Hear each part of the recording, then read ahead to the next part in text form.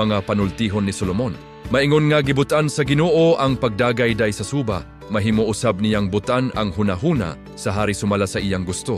Alang kanato husto nagayod ang tanan natong ginahimo, apan ang Ginoo ray nasayod sa tinuod natong motibo.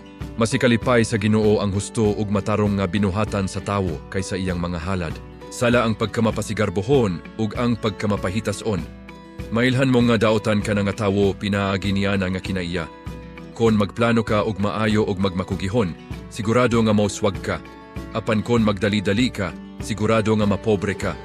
Ang bahandi nga nakuha sa pagpanglimbong dalirang mawala ug maghatod kini sa tawo ngadto sa kamatayon. Ang kabangis sa mga daotan mao ang makapalaglag kanila, kay nagdumili sila sa pagbuhat sa matarong. Daotan ang kinaiya sa tawong makasasala, apan maayo ang kinaiya sa tawo nga matarong. Mas maayo pang magpuyo sa atop sa balay kaysa magpuyo sulod sa balay uban sa asawa nga palaaway.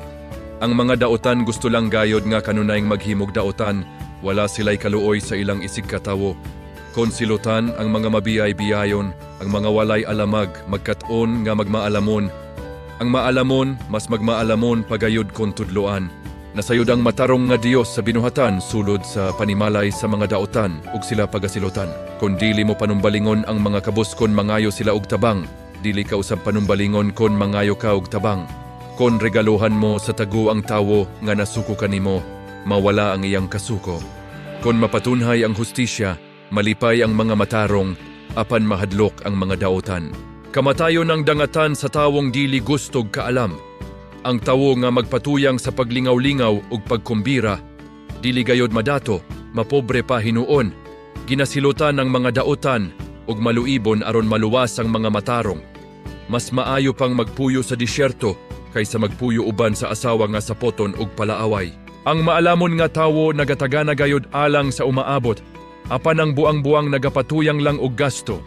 Ang tawo nga nagatinguha gayod nga magkinabuhi nga matarong ug matinud-anon, makaangkon og taas nga kinabuhi ug kalampusan, ug ang mga tawo modayeg kaniya.